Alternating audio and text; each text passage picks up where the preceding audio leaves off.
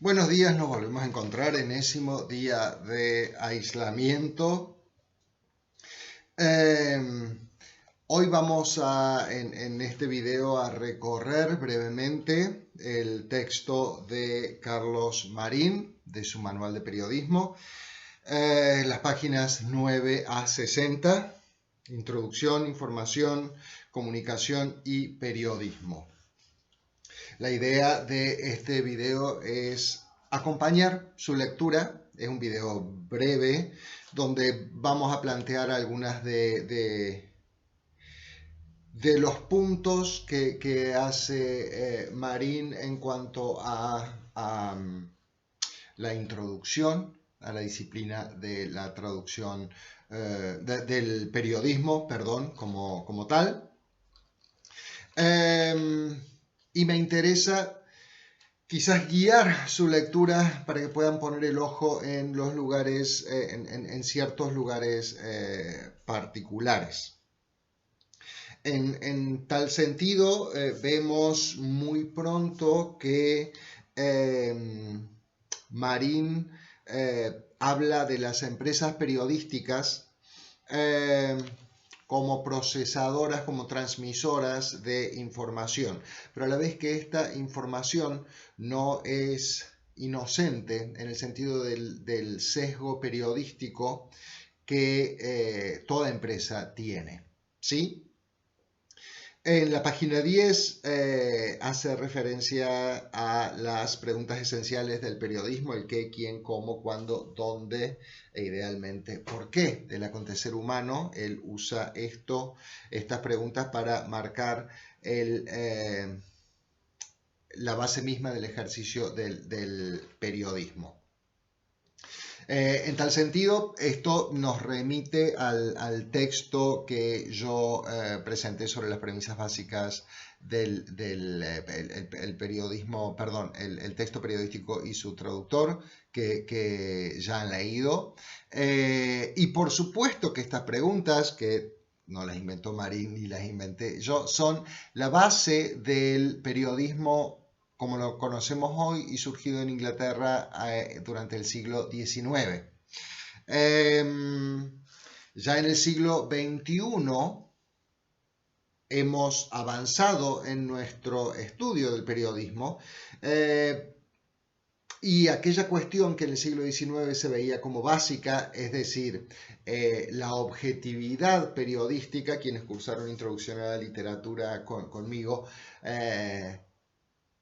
pueden recordar mis conceptos vertidos en relación con el naturalismo y el realismo en literatura, es decir, esta idea de la realidad tal y como es, un punto de vista que ya en el siglo XXI, por supuesto, sabemos que no existe la objetividad periodística, porque es una objetividad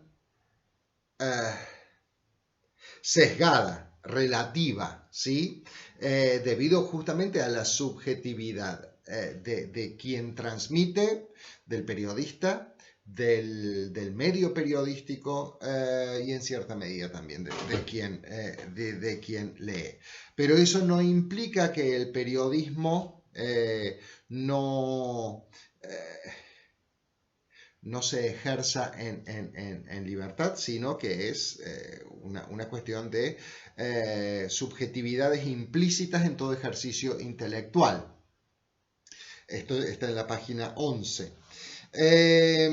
Y aquí vamos a ver muchos conceptos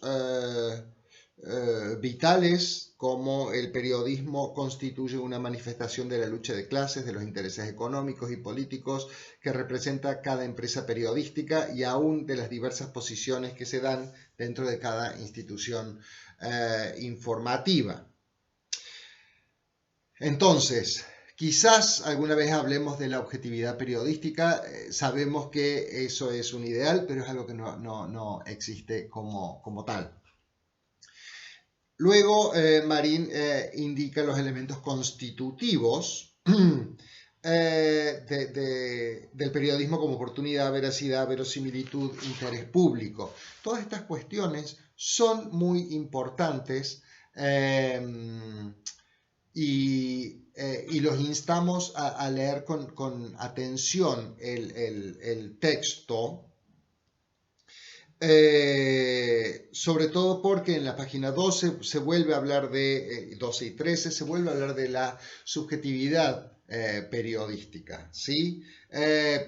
Cuestiones que afectan al periodismo, como la corrupción, se discuten en la 13, y las formas en que se puede confundir al público. También cómo la pauta oficial puede corromper al periodismo.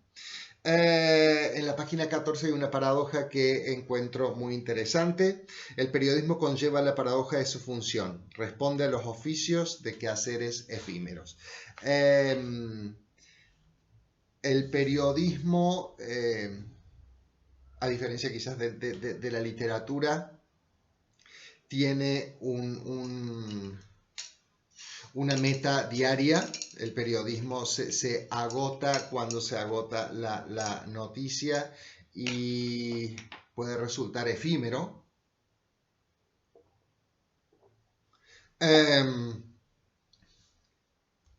Y estas son cuestiones de particular interés a tener en cuenta. Luego, en la página ya 17, avanzamos al oficio periodístico y vemos cuáles son los diferentes medios periodísticos. La prensa, la radio y la televisión. Es importante que todas estas distinciones las vayan teniendo en cuenta, porque estas son cuestiones que pueden surgir, por ejemplo, en un parcial o en un final, ¿no? ¿Cuáles son los medios periodísticos según Marín, ¿no? Defínalos, explíquelos y demás. En la prensa, por supuesto, y por obvias razones, Marín se detiene un poco más, caracteriza la prensa, caracteriza al lector de la prensa y caracteriza los diferentes actores en periodismo. Por ejemplo, los tipos de periodista que hay: el reportero de planta, de asuntos especiales, de guardia, el enviado, el corresponsal, el reportero gráfico. Piensen cuáles son las diferencias, anclen estos conocimientos en su propia realidad, ¿no? ¿Qué diferencia hay entre un enviado y un corresponsal? ¿Son lo mismo? ¿Quién vive dónde? Etcétera, etcétera. Y presten atención a todas las taxonomías, las clasificaciones que presenta Marín, ¿no? Y también hay otros actores dentro de la prensa, como el editor, el articulista, el caricaturista, el director. ¿Quién es quién? Y esto es muy importante, la administración, etc. Digo, ¿quién es quién? ¿Cuál es la pirámide en este sentido? El organigrama dentro de un medio periodístico. Consideren esas cuestiones. Y también avancen en la página ya 35 a ciertos términos, como el carácter público del periodismo, el enjuiciamiento, la información, la objetividad, el interés colectivo. Vuelvo a objetividad justamente porque seguimos, y ya sé que lo dije, pero lo voy a repetir, seguimos hablando de objetividad, pero cuando hablamos de objetividad periodística, Schwartz y Cook, otros teóricos que no están en este libro, hablan de conocimiento situado. Cuando uno piensa en objetividad, piensa, bueno, está describiendo la realidad tal y como es esa realidad. Eso no existe. ¿En qué sentido? Y voy a dar un ejemplo personal, me encanta ser autorreferencial. Yo soy daltónico. ¿Qué quiere decir eso? Que los colores que yo veo, si veo colores, probablemente no sean los mismos colores que ven ustedes. Y si estuviésemos en clase me dirían, ¿de qué color es la remera que tenés puesta? Algo que vengo escuchando desde que sé que soy daltónico. El punto es que si yo digo aquella persona que va de rojo, ¿sí? Eso puede ser absolutamente objetivo como dato de la realidad para mí. Sin embargo, puede no ser la realidad misma. Quizás la persona va de marrón. Piénsenlo cuando hablen de, y esa frase, el conocimiento situado en uno mismo, en la subjetividad propia, ¿no? Sigo recorriendo Marín, páginas 40-41, habla de la oportunidad, la periodicidad, la verosimilitud, todas cuestiones que hacen al oficio periodístico. Léanlo. El texto de Marín, y esto es importante, es un texto muy largo, lo sabemos, pero sin embargo, mucho, porque vivimos en sociedad, porque hemos tenido contacto con diarios ya, mucho tiene que ver con el sentido común. Entonces, cuando lo lean y vayan haciendo sus resúmenes, que sean sus propios resúmenes, porque hay cosas que uno puede decir, sí, esto es obvio, esto es claro, lo sé, lo puedo explicar, y hay otras cuestiones que quizás desconocíamos y entonces aquellas cuestiones deberemos prestar atención. Ya en página 48, y vamos redondeando estas dos primeras partes de Marín, tenemos el lenguaje periodístico. Y esta es una recomendación para todo el libro de Marín. Marín hace un excelente trabajo en la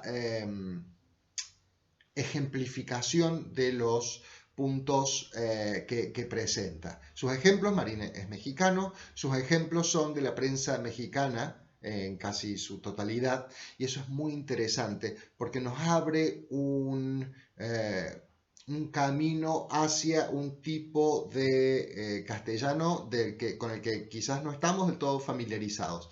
Aprovechen esas oportunidades para leer. Pero en cuanto al lenguaje periodístico, me interesa que piensen en esas estrategias de conformación, de escritura de la noticia. Y ya para finalizar tenemos los factores de interés periodístico. ¿Qué hace a la noticiabilidad? Palabra clave que no presenta, creo, Marín, si mal no recuerdo, pero que sí vamos a hablar cuando veamos a Knight. Newsworthiness, ¿no? Esa es la noticiabilidad. ¿Qué hace que una noticia sea una noticia? Actualidad, conflicto, expectación, hallazgo, hazaña, humorismo, magnitud, multiplicidad, progreso, prominencia, proximidad, rareza y trascendencia. Solo para tomar uno, el resto están todas muy bien explicadas por Marín. Ted Turner decía, y tomo proximidad nada más, que un perro que ladra en Brooklyn es más importante que una revolución en China. ¿Sí? La noticia inmediata es aquella que nos llama más la atención. Y en este sentido voy a partir una lanza por el periodismo hegemónico que se ubica en Buenos Aires. Por eso es que si uno ve un noticiero o lee un diario de Buenos Aires, muy a menudo va a encontrar esta cuestión de hay un piquete en tal esquina, están manifestando en tal esquina, y quizás uno vive en Nueva Córdoba, ni se entera ni le afecta eso, y sí tiene un choque en la esquina que sí afecta, ¿no? Eso tiene que ver con la proximidad en cuanto a a por qué el periodismo se hace del modo que se hace. Como digo, estas dos primeras partes son un lindo marco para poder empezar a transitar el periodismo. Vayan haciéndose listitas de estas palabras claves. ¿Sí? Nos vemos en el próximo, ya no sé, en algún otro enésimo día de cuarentena. Sigan en su casa, sigan bien, sigan cuidados.